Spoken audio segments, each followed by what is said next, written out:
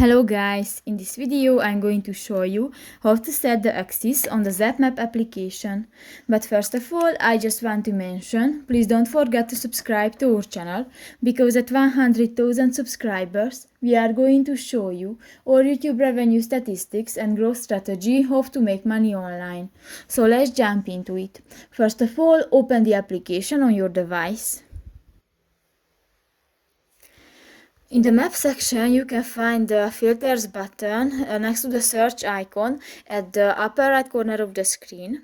And here you can find the access button in the filter section. Click that and you can select different options, for example, public access, the show taxi only, hide zap home points, and just select one, for example, the public access. Click that, and if you want to search this point, just click to the apply button at the lower side of the screen and done. So that's pretty much it for this video, guys. See you in the next one. Bye bye.